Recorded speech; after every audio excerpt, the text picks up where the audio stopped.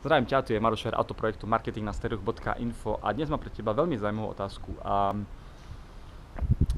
Myslíš si, že pri predajnej prezentácii musíš postupovať podľa istých bodov, aby si bol úspešný? A určite dáš za pravdu, že sú systémy, ktoré ľudia využívajú a fungujú. A dnes toto video je o tretej marketingovej tajnej zbrani, ktorá je, že postupne budeš odstraňovať všetky svoje domienky. Domienky, myslím, dáme tomu tvoje názory na to, čo asi klient očakáva od teba, čo potrebuje, kedy reaguje na ponuky a tak ďalej. Samozrejme, že postupne, keď máš niekoľkoročné dlhodobé skúsenosti, tak vieš, čo asi funguje a čo asi nefunguje.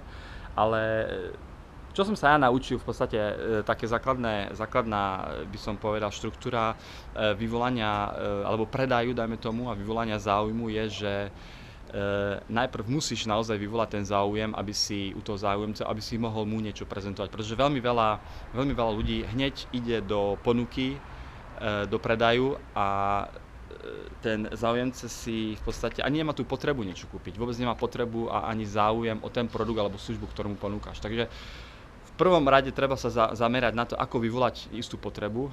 Potom až keď táto potreba je vyvolaná, až potom môžeme prezentovať to, čo máme.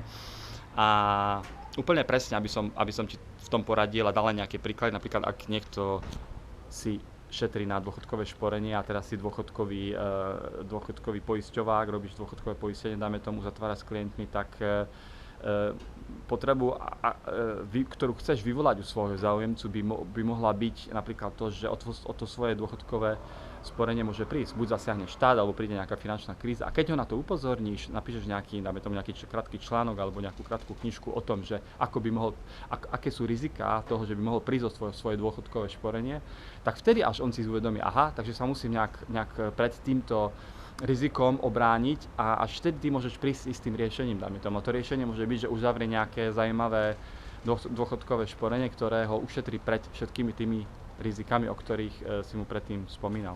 Takže v prvom rode je veľmi dôležité, aby si... Som myslel, že ide kradnúť kvety. V prvom rode je veľmi dôležité, aby si uvedomil, že najprv musíš vyvolať tú potrebu a až potom ten klient vlastne ako keby ide k tomu riešeniu toho problému, ktorý má, ktorý si uvedomí, že má. Potom ďalej hľadá samozrejme zdroj tohto riešenia, to znamená toho dôchodkového poisťováka, to by bol zdroj riešenia. Samozrejme potom ho zaujíma ten produkt a cena, aká je. A až v poslednom bode mu prezentujeme nejakú ponuku, na ktorú buď reaguje alebo nereaguje. A nemyslím si, že to je akoby striktný postup, ale samozrejme je to niečo, podľa čoho sa dá dosiahnuť väčší úspech pri predaji. A niekedy nezačínaš na bode 1, to znamená snažíš sa vytvoriť tú potrebu. Niekedy tá potreba už tam je, hlavne ak ideš napríklad nakúpiť niekam do obchodu nejakú zeleninu alebo do potravín alebo do špecializovaného obchodu pre domáce zvieratá, tak vieš presne čo chceš, tak začínaš v bode 2. Tú potrebu už máš, tú potrebu chceš ako keby zrealizovať a ideš v podstate už rovno kúpiť, ideš rovno za produktom, ideš rovno za riešením. Veľmi zaujímavá vec, ktorá sa stala, by som ti dal ešte jeden iný príklad, kde predajcovia istého jedu na potkany pre poľnohospodárov, bol to úplne nejaký prevratný produkt, ktorý vymysleli, neviem ktoré roky, 70., 80., 90., nepoviem ti presne, kedy to bolo, tak predávali tento produkt pre potkanov s poľnohospodárom a posielali to poštou, keď dostali objednávku vo veľmi peknom farebnom balení. A zistili, že tie predaje vôbec ako nezodpovedajú očakávania, pretože očakávali, že ten predaj bude rásť, že bude veľký, práve preto, že ten produkt bol veľmi zaujímavý, veľmi úspešný, teda mal dobré výsledky pri testovaní a zistili, že v podstate tie predaje nejdú, v podstate firma, ktorá to predávala, začala bankrotovať. A keď už nemala ani na to pekné balenie, keď posielali tento produkt tým, ktorí si to objednali, tak to začala baliť v nejakom veľmi lacnom, trapnom, šedom, sivom balení.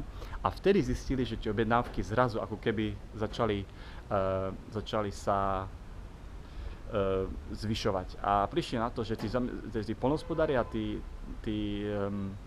ktorí si to objednávali, vôbec nechceli, aby hocikto v ich okolí, dajme tomu poštár, sused, alebo dajme tomu nejakých kamarát, ďalších poľnohospodárov vedel o tom, že si to objednali. Proste nechceli, aby hocikto vedel, že majú tieto problémy s týmito potkanmi a že niečo proti tomu robia. Prečo? Na to sa ma nepýtaj, na to už ani nepamätám, čo som sa dočítal, neviem, či to bolo vôbec v tej knižke. Každopádne, ako náhle dostávali tento produkt tak, že nikto nevedel, čo to vlastne je, tak vtedy ten záujem o ten produkt vlastne stúpol a tí poľnohospodári nemali problém s tým si to objednávať. A dúfam, že som ti to vysvetlil správne.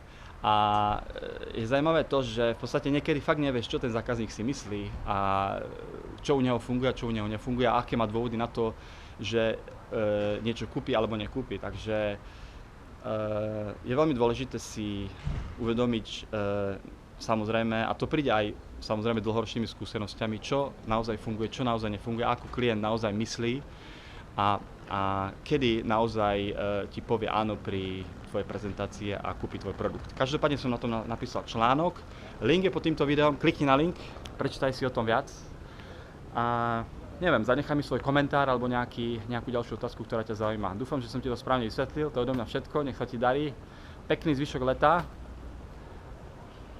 toľko zatiaľ.